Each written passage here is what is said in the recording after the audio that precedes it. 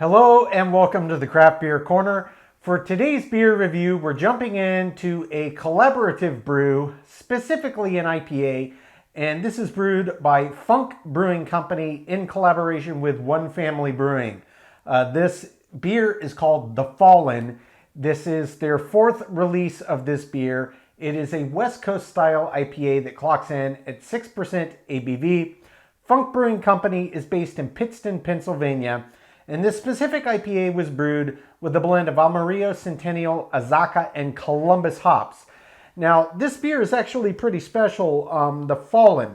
The significance of that name is that, and I'll show you the label, it's obviously, you can see it's just covered in text, very, very small. The camera's not going to pick up specifics, obviously, but the name of this beer, The Fallen, the significance of that is that all the sales of this specific beer, the proceeds are used to go to a fund to build Gold Star memorials for fallen soldiers, servicemen and women who have lost their lives defending our country and our freedoms. And I think it's just tremendous what they're doing. I 100% support this. And the fact that we get to enjoy a beer while letting our money go to fund this absolutely noble and worthy effort is just an added bonus for us. I am first generation of my family in America, since the country's founding that has not served. My parents and all the way back for centuries have been, honored and proud to say that they served in the military. I am first generation not to. I absolutely steadfastly support the military and what they do for all of us behind the scenes every day. So this is something I vehemently feel very strongly about, and that's just a nice added bonus of drinking this beer when I bought it. And I bought a nice bundle pack, so even more money to go for the memorial. I think we should honor our servicemen and women that go to defend us every day on the front lines. So as maybe kind of bleak as the purpose behind it and all the text on here, what it represents, let's get this one cracked. And we're going to get this poured right in the all-purpose glass. This is my buddy's home brewing operation based in Kissimmee, Florida, Fox and Admiral Brewing. This has become over time one of my absolute favorite all-purpose glasses because it's the perfect shape for it and it's a nice big size, so it does hold these pint cans. So let's just get this poured gently at first. All right, this one is not going to have a problem forming a head, so I'm going to keep it mostly gentle. I'll get a little more aggressive at the end to really let it top off the head. But I think we can get, see, I tilted up and now the head is going crazy. Okay, so I'm not quite going to get the whole can in there out of the gate. That's okay. I can tell you immediately as I started pouring it, and I'm a good 1.5 to 2 feet away at this point, the aroma is tremendous. We've got a lot of high alpha acid content hops here, even though it's only 6%. They clearly put a lot of effort into dry hopping in various stages of the boil. The aromas are really coming out and it smells absolutely fantastic. So visually, this is that textbook IPA, that bright golden yellow color that I associate with an IPA in my head. It looks exactly right. Formed a beautiful, thick, creamy head. Let's get right up for a proper sniff. Yeah. Okay.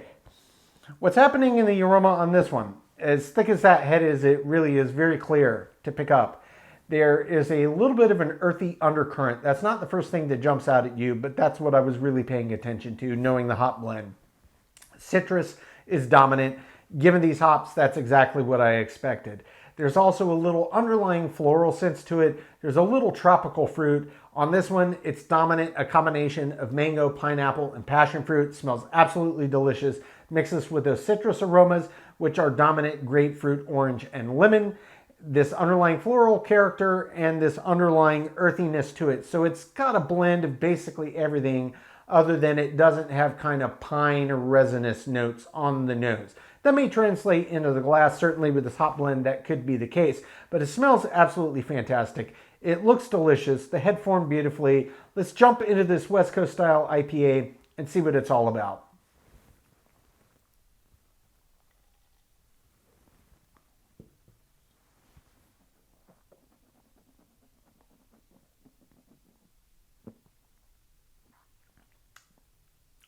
Oh yeah. Oh, that's so nice. That's so nice. Aside from thinking about these flavors and texturally and weight-wise what I was experiencing, I could tell you the flavor is absolutely delicious. This is one of those, it is West Coast style. That's where they categorize it, but this is not your prototypical West Coast style. It is dialed back on bitters. There are some bitters present. It comes predominantly on the back end because there's a lot of fruity, juicy, almost like a New England style on the front side due to the intensity of these hops. But the bittering really comes on the back end. It is rather subtle. I would say in terms of pungency of bitterness, this has a lot more in common with a traditional English style IPA. And that is to say it's not heavily bittered, which is in contrast to their sub-style categorization of West Coast. Now, I could nitpick and make a sound argument on both sides of whether or not this is appropriately categorized. But at day's end, it's an IPA and is delicious. So let's jump in. Mouthfeel on this one, texturally, classic IPA, 6%, that's not a super high ABV. It's a little lower than the average range, but it's hovering in there. You know, we say, 6.5, 7.5, that's the Goldilocks zone. It's a little bit below that, but it's still in the average range. In terms of the mouthfeel, you've got that classic IPA resistance, no surprises here. Feels very much like you would expect from an IPA, and when you agitate on the palate, IPAs are all over the board. This is one of those that gets very lush, very, very creamy, and does thicken quite a lot. In terms of the body, this is medium light. 6%, it's not as heavy, it's not as big, and it feels exactly right for the ABV range. So far so good. No surprises, exactly as expected. Really where the surprises come in are on the bittering side. So we'll get back and focus on the bitters and kind of how they play out. But let's focus more on the contrast and similarities between the aroma and what translates into the glass. So on the aroma, we got a mix of citrus, and it was dominant orange and grapefruit. There are suggestions of that in the glass, but it leans a little more heavily on the grapefruit side of things. And I think this is where a dominant amount of the kind of bittering sensation is coming from, because it does put me in mind more of a grapefruit rind or citrus oil, which is naturally a little more bitter than the actual flesh of the fruit. In terms of the tropical fruit, and there was a really beautiful mix that I got on the nose, translating in the glass, yeah. There was a little bit of a tropical fruit kind of flavor profile that comes into here as well.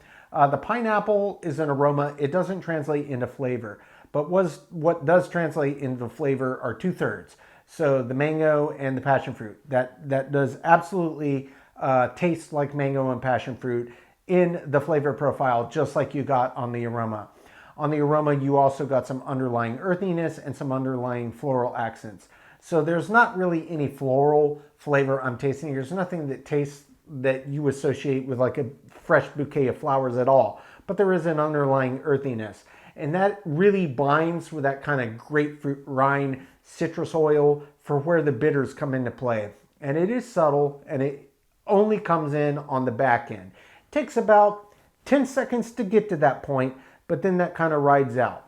In terms of the finish, as this is not intensely bitter, as you would probably expect from a sub-categorized West Coast style, the finish on this one is not that long. It's certainly not long at all compared to a West Coast style sub-categorization under the umbrella of IPA. Compared to your average IPA, it's still on the lower end. This is not intensely bitter. It's got enough in there that it speaks and works with the hop varieties that they chose, but they aimed clearly a lot more for aromatic qualities and more flavors and less alpha acid extraction. So that is what it is. It's not typical for a West Coast style categorization, but they're sticking with it. Again, I could argue either way, but nonetheless, that's what I'm experiencing. So my impressions of this beer, very, very delicious. It looks right, beautiful head, right body, right mouthfeel, smells amazing, tastes amazing, tons of layers of flavor, but not as bitter intense. So we're going to jump back in, We're gonna really think on how these flavors intensify on second sip, and we're gonna really pick apart this finish. But I'm a big fan. This is very, very tasty, well put together IPA.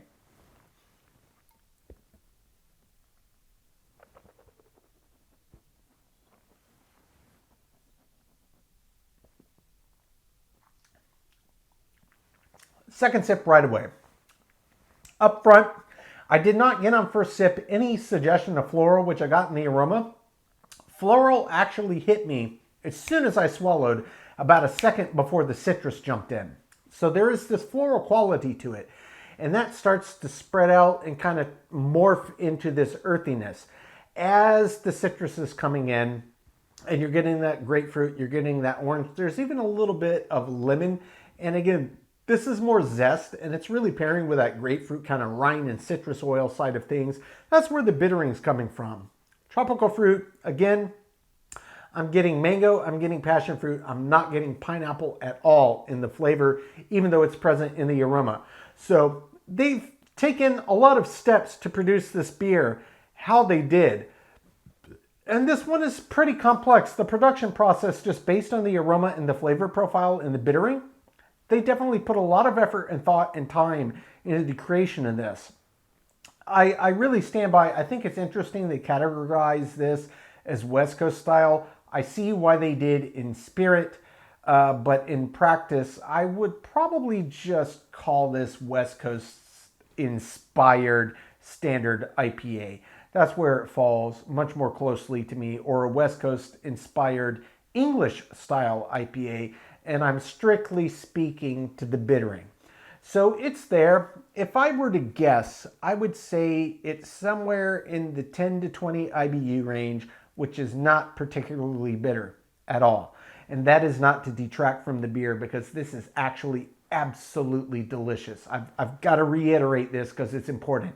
This may not be super bitter forward, but the flavor and aroma profile together, on top of everything else that they absolutely nailed for the style, makes for an extremely enjoyable beer drinking experience. I absolutely love it.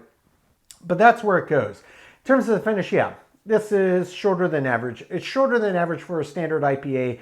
That's again one of the reasons that my gut told me it's like a West Coast inspired English style, classical traditional English style IPA. Sure, there's hops and they play a part, but it's not pungently bitter. This is not a Stone Ruination kind of type beer. This is not even a Sierra Nevada Torpedo type beer. This is very subtle, but it is packed with absolutely amazing aroma and absolutely amazing flavor. In terms of the finish, nice and wet and round to the end, as you would expect. Just doesn't have the staying power because it doesn't have the hop bitterness to really, really push it out.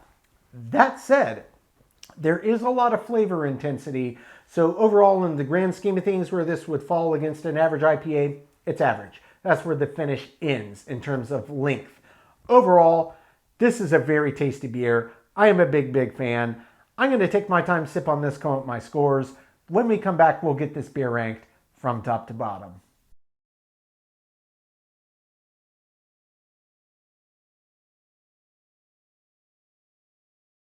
All right, now that we've gotten to enjoy this beer, we're going to get it ranked.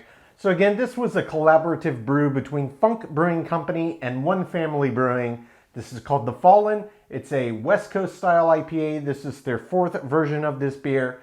6% ABV. Funk Brewing Company is based in Pittston, Pennsylvania. So starting with the aroma. The aroma on this beer was absolutely fantastic.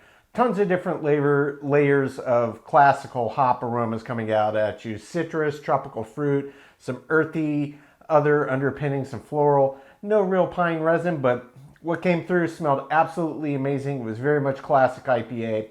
Aroma does get a 10 out of 10.